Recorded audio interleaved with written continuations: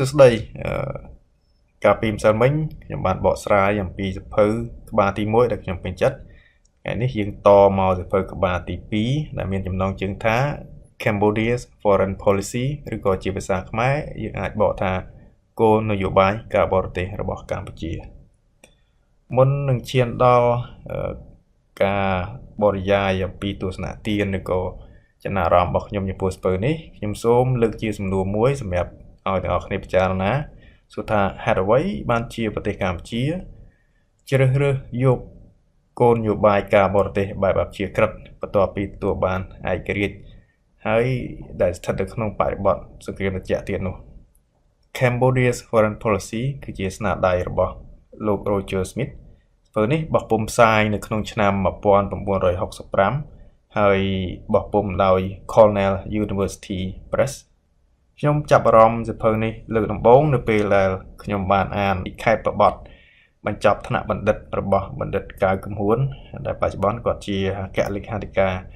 អាស៊ានពេលបានអានស្នាដៃរបស់គាត់ខ្ញុំក៏សម្គាល់ឃើញគាត់យោងស្នាដៃរបស់ Roger Smith ប៉ុន្តែខ្ញុំព្យាយាមរកសៀវភៅនឹងនៅ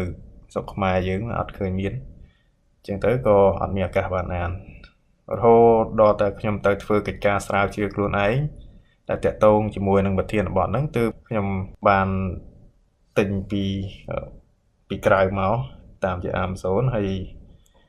ជាលទ្ធផលសៀវភៅនេះបានចូលរួមចំណែកយ៉ាងច្រើនក្នុងកិច្ចការស្រាវជ្រាវរបស់ខ្ញុំតាំងពីដើមរហូតដល់ចប់ជាស្ថាពរ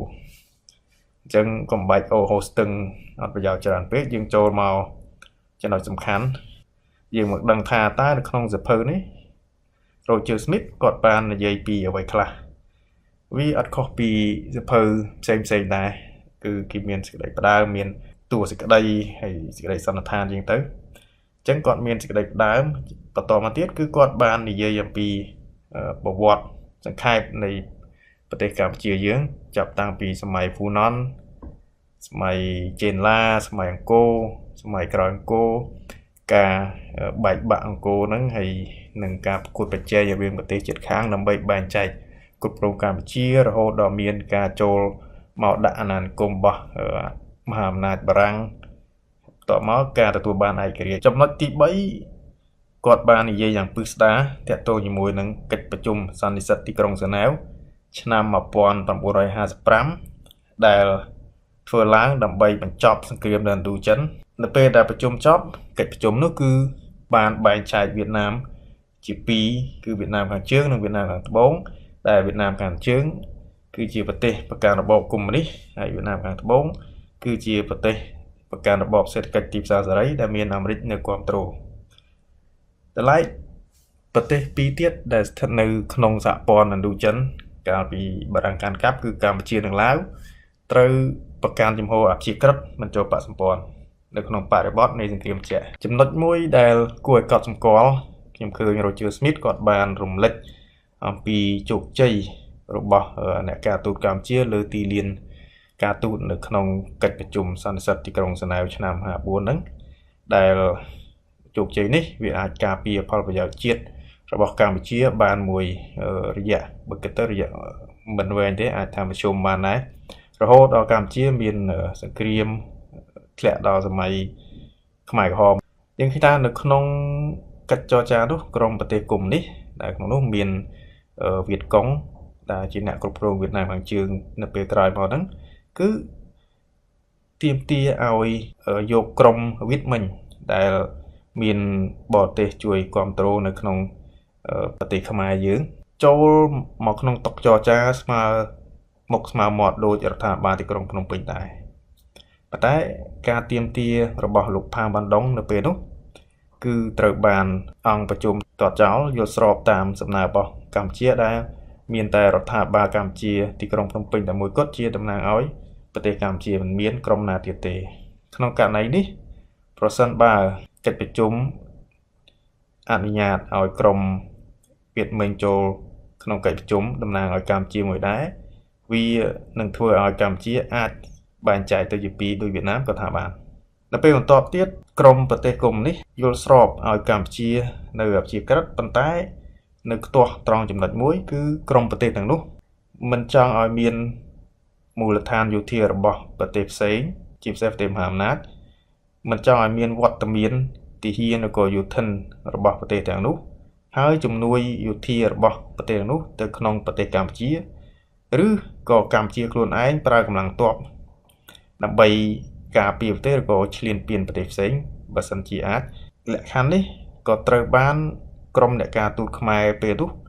ទាត់ចោលដែរមិនយល់ស្របបើយើងនិយាយក្នុងន័យទូទៅយើងឃើញថាជាការស្នើសុំមួយដែលល្អព្រោះដើម្បី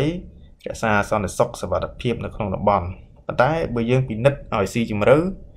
សំណើសុំនេះវានឹងប៉ះពាល់ខ្លាំងទៅដល់សន្តិសុខជាតិរបស់កម្ពុជានៅពេលនោះ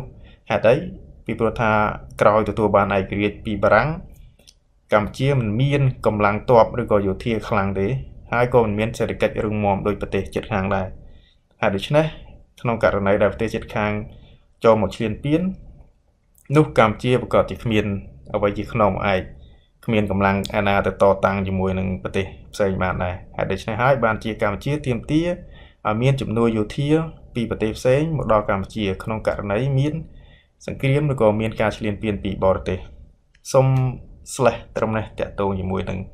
កិច្ចប្រជុំសន្និសីទទីក្រុងហ្សឺណែវយើងឃើញថាបន្ទាប់ពីកិច្ចប្រជុំនេះយើងពិនិត្យមើលទៅក្រុមអ្នកការទូតកម្ពុជាហាក់ដូចជាមានផលចំណេញឬក៏ជោគជ័យគួរឲ្យកត់សម្គាល់ប៉ុន្តែក្រោយមកការអនុវត្តសេចក្តីសម្រេចនៃកិច្ចប្រជុំនោះគឺត្រូវបានទាត់ចោលដោយប្រទេសមហាអំណាចជាហេតុនាំឲ្យកម្ពុជាធ្លាក់ទៅក្នុងអន្លង់នៃសង្គ្រាមផ្ទៃក្នុងរហូតដល់ឆ្លើយតបទៅនឹងសំណួរដែលសួរថាហេតុអ្វីបានជាកម្ពុជាប្រកាន់របបហេតុអ្វីបានជាកម្ពុជាប្រកាន់គោលនយោបាយជាក្រិតមិនចូលបដិសម្ព័ន្ធហេតុផលទី1គឺកម្ពុជាអនុវត្តតាមសេចក្តីសម្រេចរបស់សន្និសីទទីក្រុងហ្សឺណែវគឺកម្ពុជាត្រូវតែជាប្រទេសឯករាជ្យមិនចូលបដិសម្ព័ន្ធហេតុផលទី2គឺសហរដ្ឋអាមេរិកមិនបានធានាការពារកម្ពុជាក្នុងករណីមានការឈ្លានពានពីកម្លាំងខាងក្រៅក្រៅពីចំណុចនេះយើងមាននៅចំណុចផ្សេងទៀតដែល Roger Smith គាត់បានលើកឡើងហ្នឹងគឺទំនាក់ទំនងរវាងកម្ពុជាជាមួយប្រទេសមហាអំណាចក្នុងមានអាមេរិកមានចិនហើយទំនាក់ទំនងជាមួយនឹងប្រទេសជិតខាងមានថៃមានវៀតណាមខាងជើងវៀតណាមខាងត្បូងគាត់ក៏បានរំលឹកពីវិបត្តិនៅឥណ្ឌូចិនហើយជាមួយនឹងបញ្ហានៃគោលនយោបាយជាក្រិតរបស់កម្ពុជាផងដែរសូមចប់ត្រឹមនេះហើយនេះក៏ជាផ្នែកខ្លះតែខ្ញុំលើកឡើងនៅមានផ្នែកចំណុចជាច្រើនទៀតបើចង់នឹងច្បាស់តើគ្នាអាចទិញសៀវភៅទៅអានលម្អិតខ្លួនឯងបានជាការវិតម្លៃសៀវភៅនេះគឺមានសារៈសំខាន់ខ្លាំងហើយចំពោះអ្នកចូលចិត្តប្រវត្តិសាស្ត្រអ្នកចូលចិត្តនិយាយពីគោលនយោបាយការបរទេសគឺត្រូវអរគុណចំពោះការយកចិត្តទុកដាក់ស្ដាប់